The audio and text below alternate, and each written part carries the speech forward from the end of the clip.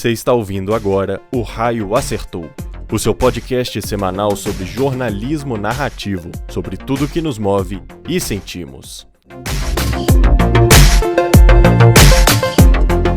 Ouça o nosso episódio de hoje e partilhe conosco a sua história também. O Raio Acertou. Em nossa pauta, a principal notícia é você.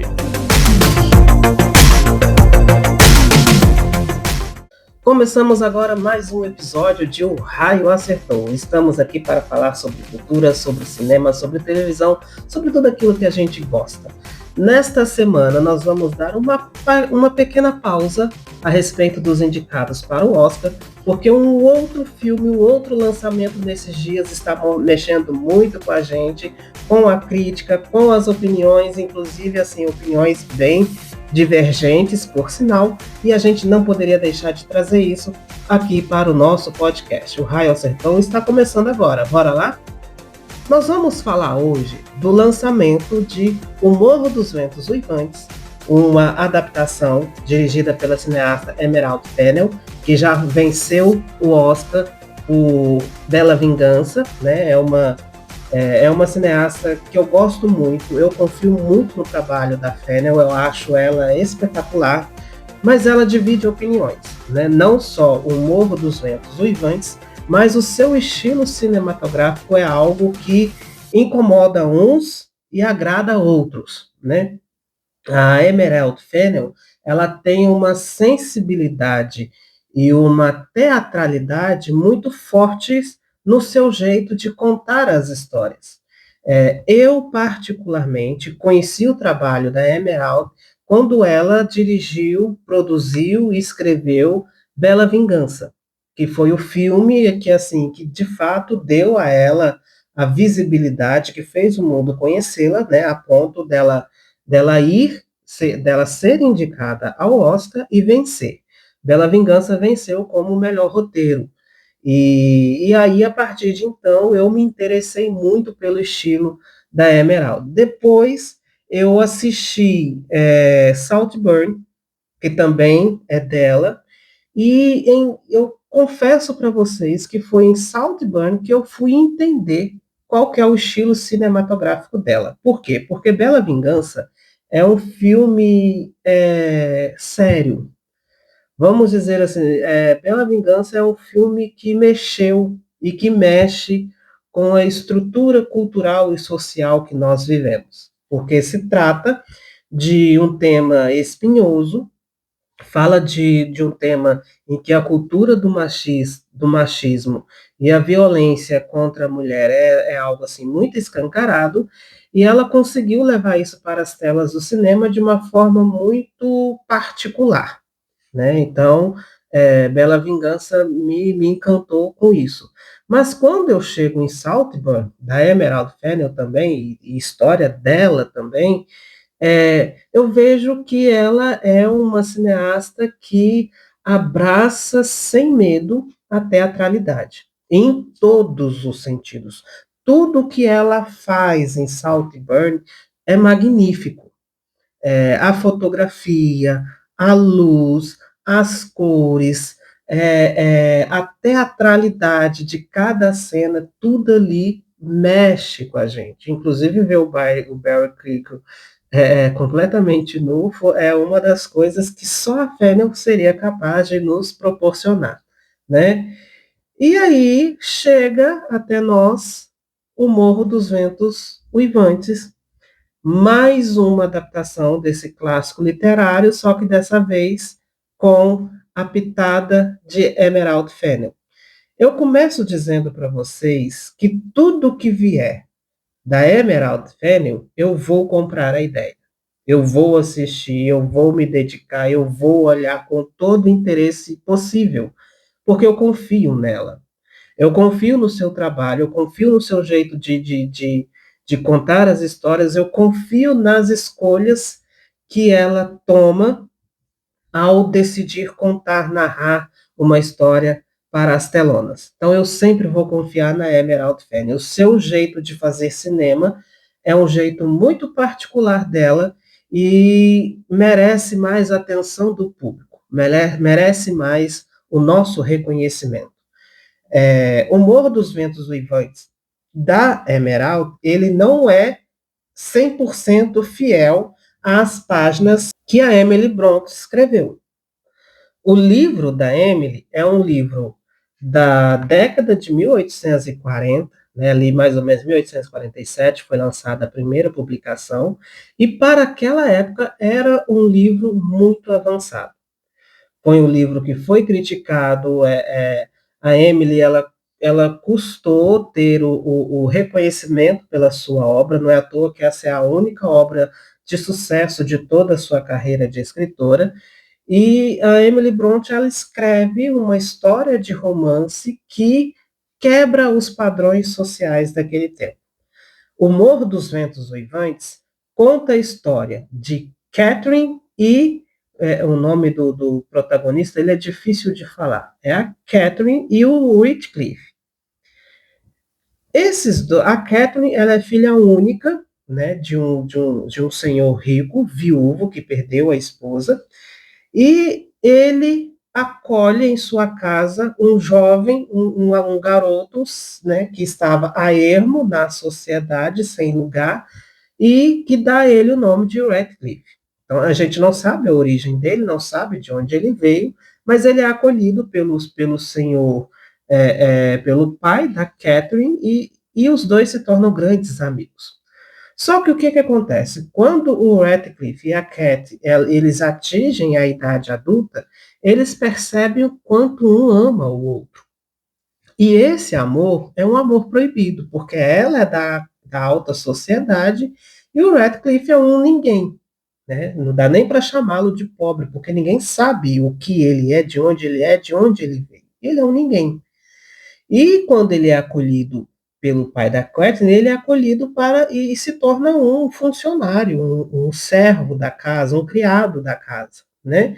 Só que os dois são grandes amigos, né? Fiéis um ao outro, com os seus segredos e confissões. Então, o livro vai abordar esse amor proibido, essa paixão avassaladora, e a Emily Brontë, ela gasta o seu vocabulário para dizer que aquele amor é um amor ardente, é um amor sedutor, é uma paixão avassaladora a ponto dos corpos humanos não conseguirem se conter.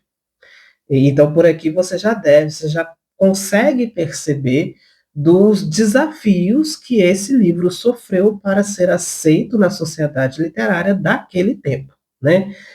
Um livro que tem mais de um século de existência, ele já ganhou mais de 60 adaptações, tanto para o cinema quanto para as séries de TV, né? Eu listei algumas dessas adaptações, né?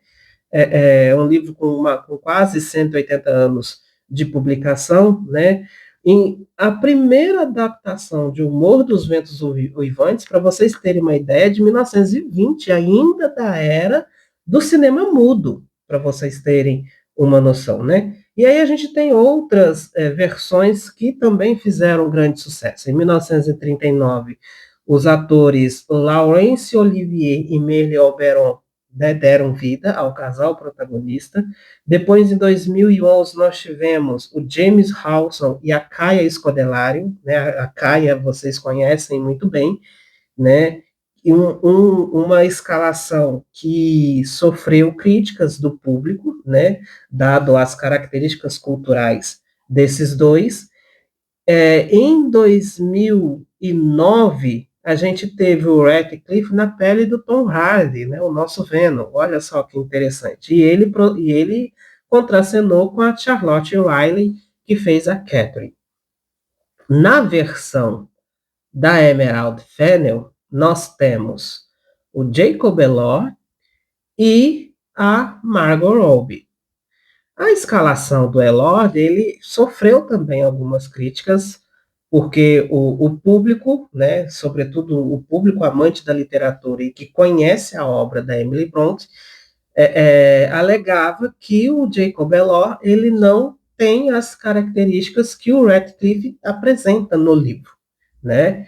E aí, o que eu vou dizer para vocês sobre isso? O Morro dos Ventos Uivantes, da Emerald Fennell, ele não vem com a missão de ser fidedigno às páginas da Emily Brontë. Ele não tem essa intenção. A Fennel dá o seu ponto de vista àquela obra. E assim, partindo do ponto de vista desta cineasta, o seu filme é genial.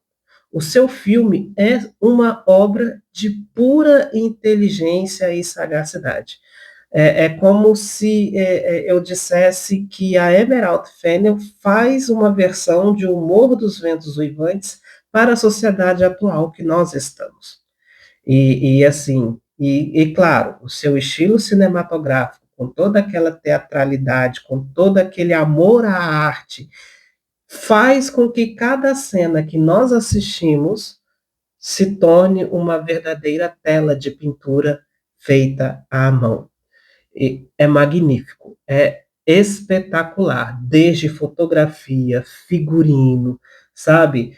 Tem um momento do filme que a Catherine, depois que se casou, ela vai visitar o seu pai e no canto daquela sala imunda que ele está, tem 2 montanhas de garrafas de bebida. Aquilo é muito bonito. É trágico, é triste, mas é um enquadramento, uma fotografia espetacular, né?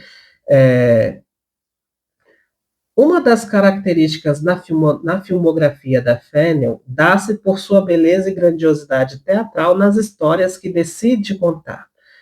Se em Bela Vingança a teatralidade ganha cenários onde a vingança contra o mal ganha protagonismo, em Saltburn, por exemplo, a sexualidade aflorada e o desejo da ascensão social encontram nas atuações do Jacob Elordi e da E. Barry Keoghan o palco perfeito para as cenas grandiosas regadas a muita cor, brilho e elegância. Nesses 3 filmes que eu estou citando, Saltburn, Bela Vingança e O Morro dos Ventos Uivantes, nós percebemos o tema da vingança presente nessas narrativas. De formas diferentes, mas elas estão ali, né?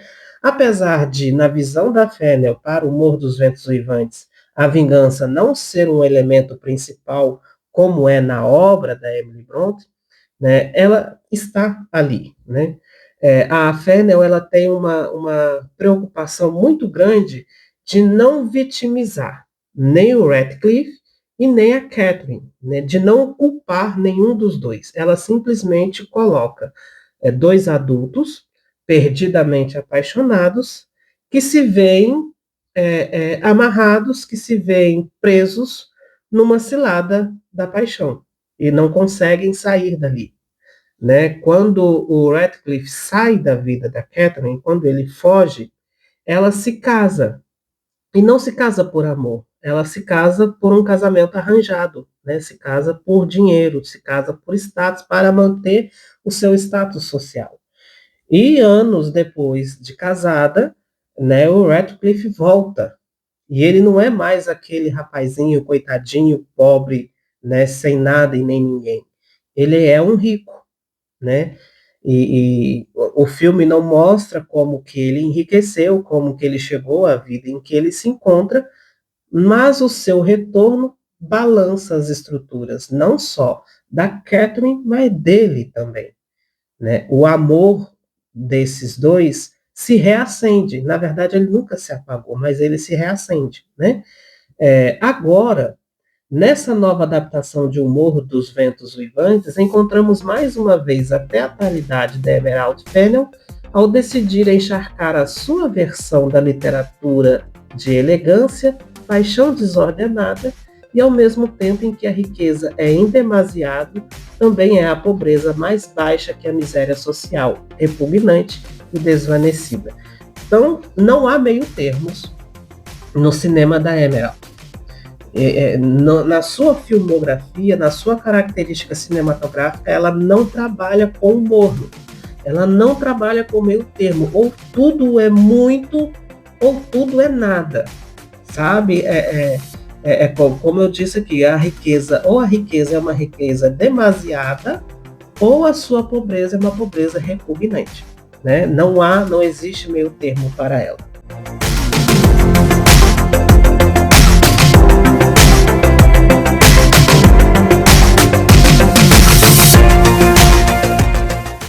Morro dos Ventos Uivantes, lançado em 1847, ele é o único romance de grande sucesso da britânica Emily Brontë, né? A autora apresenta a história de um romance impossível de se consolidar, numa narrativa focada no lirismo, mas com vocabulário gótico chulo, quebrando padrões literários já consolidados na época.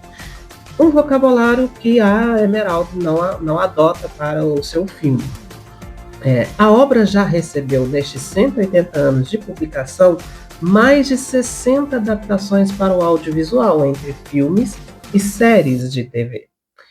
Nesta, Jacob Elord dá vida a Ratcliffe, um menino que foi adotado pelo seu Earnshaw, que é protagonizado pelo Martin Clunes, quando o encontrou perdido. Né? O jovem Ratcliffe, que foi vivido a sua versão pelo Owen Cooper, de adolescência, vocês conhecem muito bem, ele construiu uma bela amizade com a filha única de Earnshaw, que é a Catherine. Os dois cresceram, construindo uma amizade bonita e sincera, até se encontrarem numa encruzilhada difícil de se resolver. A amizade que eles tinham, e era uma amizade bonita e sincera, virou uma paixão avassaladora e incontrolável. Elord divide as cenas com a Margot Robbie, que dá vida a Catherine, na fase adulta, o que enriquece ainda mais essa nova adaptação. E olha só que interessante, ambos os atores já são conhecidos da Emerald, né? A cineasta, a Fennell, já conhecia os dois, né? O Elord foi o protagonista do seu filme anterior, né? O Saltburn, né? Ele é um dos protagonistas. E a Robbie, ela conhece do filme Barbie, né? Se você não se lembra, a Emerald Fennell, ela interpretou uma das versões da boneca Barbie. Ela foi a boneca grávida, né? Que foi uma versão das linhas das bonecas da Mattel que foi descontinuada, né? Não caindo na arapuca e dissertar sobre se essa é ou não a melhor adaptação do livro, ao observar o olhar que a cineasta dá para esta história, nós percebemos que Fennell opta em reencontrar a literatura partindo de um ponto de vista mais teatral e menos pragmático, o que de fato acontece, né? O livro de Brontë é rico em detalhes, há narrador oculto e o lirismo é aflorado. Inclusive, numa das versões dos filmes de O Morro dos Ventos Uivantes, nós temos o narrador oculto, né? E é interessante. Isso sem contar do estilo narrativo da escritora, que é bem original para aquela época. Já no filme com o Elord e a Robbie, o que nós encontramos é a beleza de um cenário inigualável e uma fotografia que fala por si só. O diretor de fotografia chama-se Linus Sandgren, que fez um trabalho espetacular, inclusive na chuva, viu? As cenas na chuva e cenas noturnas, cenas à noite, cenas escuras, e o Linus fez um trabalho primoroso, muito bem feito, muito bem filmado, muito bem enquadrado, né? Nos detalhes da trama, nós sentimos os prazeres e o desespero de cada atuação.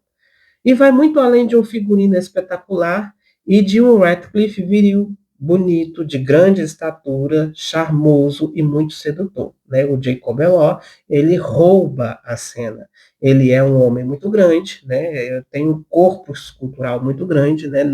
Mas não é desproporcional, o que o torna um homem muito bonito para este papel, especialmente, particularmente, para as cenas de O Morro dos Ventos Uivantes. Eu estou lendo aqui alguns trechos da nossa crítica publicada em nosso site, projetocicatriz.com.br. Né?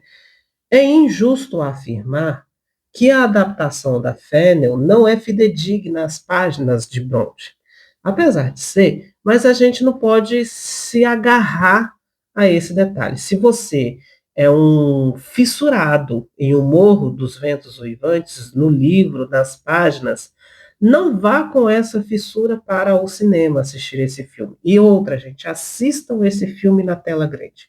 Assistam esse filme na telona do cinema. Vale muito a pena. Você vai se apaixonar pelos enquadramentos fotográficos. Acreditamos que nunca iremos encontrar uma releitura televisiva ou do audiovisual que dê conta de traduzir cada detalhe e cada sentimento de um livro. E por mais fidedigno que seja, tá? Por mais fiel que sejam as páginas. Temos diversas versões dessa história e cada uma delas optou por um caminho interpretativo. E interpretar não é trair a originalidade de uma história, é dar o seu ponto de vista. E foi o que a Emerald Fennell fez, e fez com toda a liberdade que ela tem de cineasta. Né? Ela faz uma releitura, ela faz uma adaptação, ela conta histórias sobre o seu ponto de vista. E é magnífico, e é muito bom. O filme é lindo, é maravilhoso. Quando olhamos para este O Morro dos Ventos Uivantes, identificamos que a cineasta fez da Catherine não uma vítima da situação, isso é muito importante, mas uma mulher apaixonada que não soube o que fazer com tanto amor dentro de seu corpo. Mesmo casada com Edgar Linton, que foi protagonizado pelo Shazar Latif, o que ela sentia pelo marido era respeito e companheirismo. Né? Isso a gente consegue ver isso nas cenas. O amor mesmo se escancarou nas várias interpretações sexuais, mordazes e bastante reais entre ela e o Radcliffe. Né? Inclusive, se você é um pouco vergonhoso, um pouco tímido, eu aconselho nem aí a assistir esse filme acompanhado, viu? É melhor só. Quando o verdadeiro amor é impedido de continuar, o que era para ser paixão torna-se manifestação animalesca. E aqui é triste, viu? É o que assistimos quando o que o Radcliffe faz com a Isabella Linton, a irmã do Edgar, né? Ela é vivida pela Alison Oliver. Então, transforma o amor em submissão. Na verdade, nem se pode chamar de amor. E ele deixa bem claro, o Radcliffe deixa bem claro para a Isabela, né? Eu vou tocar em você, eu vou me aproximar de você, eu vou me casar com você, mas o tempo todo estarei pensando na Catherine. Você quer que eu pare? E ela diz não, né? E aí ele vai colocando as condições, e em todas elas mostrando que a Isabela é apenas um corpo, não significa nada para ele. Você quer que eu pare? Não. E aí ele vai avançando, né? Com o consentimento da Isabela. Na verdade, nem se pode chamar de amor o que acontece entre os dois, mas parece-nos ser mais uma chantagem emocional que dá muito errado. E uma pequena vingançazinha, né, que aparece aqui, que no filme, que no livro, esse sentimento de vingança, ele é muito mais forte, ele é muito mais cruel, ele é muito mais avassalador. Mas, como eu disse, a Emerald Fennell, com toda a sua liberdade criativa, de narrar essa história, ela subverte um pouco isso. Ela se preocupa em não crucificar nem a Catherine, nem o Radcliffe.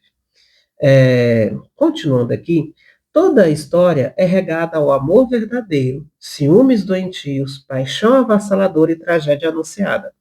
A gente sabe, né? Parece inevitável, mas desde as primeiras páginas do livro nós já sabemos que toda aquela história não vai acabar bem.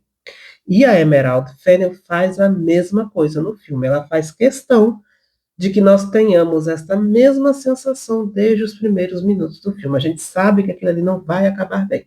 Né? Então, o cinema que a Fennell produz, cria e entrega para nós é um cinema sensível, delicado, mas muito potente, muito forte, resistente e feminino. Isso faz toda a diferença dentro de uma realidade machista, viril e de cultura segregada, né? Por mais Emerald Fennell nos próximos anos.